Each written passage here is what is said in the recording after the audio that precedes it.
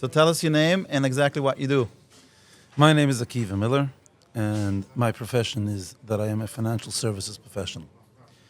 Tell us more about, for the everyday person, what does it mean? Generally, the average person has a lot of confusion in their life when it comes to money. On a general basis, there's three areas that people are confused. How to set a very clear foundation in what's right doing with money. And the second phase is, where do I put money when I have extra money? And the third phase, which is extremely complicated, is when I need money, what's the best place to take it from? In real life, it's not a quick fix. It will never be. And it's not one size fits all. It's impossible. Everybody's life is different. Some people even say life is complicated. And because of that, what we find is that in order to make sure we're doing what's right for each client, I am a very detail-oriented person. I sit with a person for a minimum of 30 minutes to an hour just to understand if this person is even the type of person that's willing to go along with a process, which is another very important part of doing things right with money, because most people do things based on the spur of the moment. They don't wait for guidance. They'd rather make a quick fix instead of having a thorough conversation with someone that does this for a profession. Some people take advice from their friend, from another person that's an amateur, another person that doesn't have any financial experience. Just because he did so doesn't mean it's the right thing for you. As I said before, it's not a one-size-fits-all. So on a regular basis, on a daily basis, I sit with people to analyze their situation.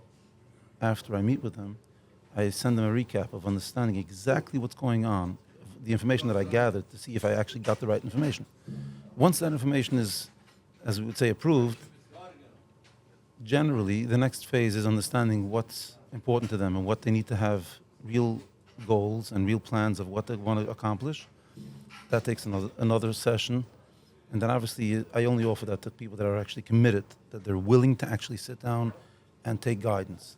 Mm-hmm. If this person individually is not that type of individual, most likely I'll figure it out in the first conversation. But if not, it's in the second conversation. I tell the person, I'm not made for you. I mean, the average person. Got it. Let me ask you a question. I know that ultimately one of the products you sell is obviously life insurance, disability insurance, and everything around it. Now, you see two camps. There are people that will sell the product and say, what do you do? And they'll say, I sell life insurance. You come from it from a different approach. Question is, that was always the approach, or that's something you found in the industry, how to say, you know what, this is a byproduct of, if you want to have financial stability, you need to have that product? That is actually a very good question. I appreciate it. Happens to be that I've been in the business now for 20 years. I would say most of my career, I would say at least 15 years now, my main focus has been on real financial planning. Although I do sell life insurance as, we would say, risk management, or as the foundation of doing things right with money, I do sell disability insurance for the same purpose.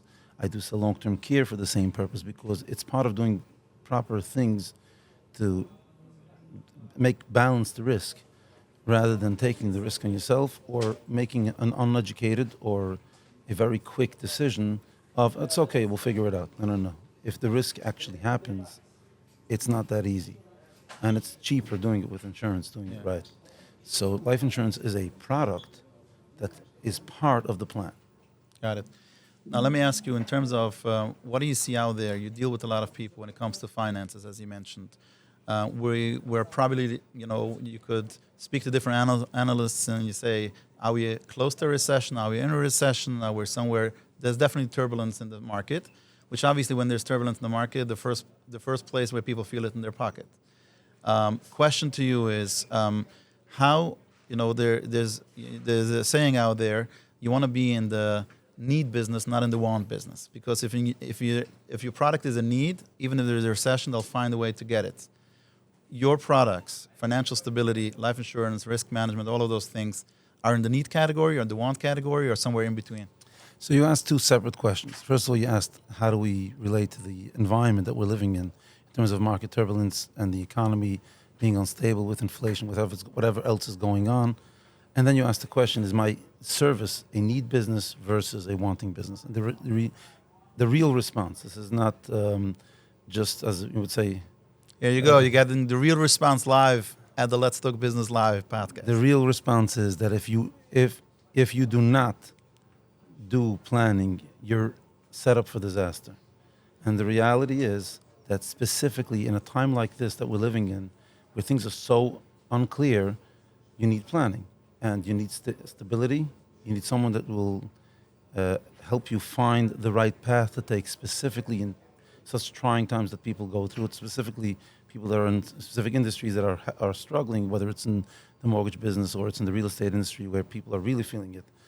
There are other industries that are feeling it without a question. It's just the concept of it, the real service that is that people are experiencing that are working with me in terms of planning is a real need. Mm-hmm. It's not anything about wanting. Got it. Let me ask you a question. You mentioned before about meeting the people with the first meeting or the second meeting. What type of trends have you seen throughout, I would say, the recent, 6 to 12 months? Any new trends you've seen in people's finances that our listeners could actually pay attention to? It's a very interesting question. I got to give it some thought. The real situation that we are living in right now is that we know that I would say most people are very hesitant to make financial moves in today's environment. Reason being is because they're seeing how things have, the inflation was a real problem that people are actually finally realizing. And above and beyond that, because of that, they're not even sure whether they have the ability to make long-term decisions. So everything has to be temporary because who knows what's happening tomorrow. So we're definitely seeing that in the last, I wouldn't say 12 months, I would say more 6 months. Mm-hmm. And it's becoming more, I would say the last 2 months it's even more, where we see people are slightly hesitant to make long-term decisions. Not because they can't, it's just mentally. Got it. They're, as we would say, in a frozen moment. Got it. Now, you're a veteran in the space. You've been in the space for 20 years. We have thousands of listeners listening to this. One of the ways in your industry, it's all about building relationship. What is a good tip or advice you could give for people listening that are looking to network and build better relationships? Networking, in terms of the way I see it, is connecting with a person. Not because I know your brother or I know your uncle. It's actually, the client feels that you understand what their concerns are, you're listening, and lead with education. If you have something that you can offer, advice, guidance, something that can change that person's life immediately, you're immediately winning that connection because I learned something from you. Beautiful. How could people find out more about you? Very simple. You can call my office at 718-972-2999. Again, that is 718-972-2999. There you have it. If you want to build better networking and relationships, start with giving more than receiving.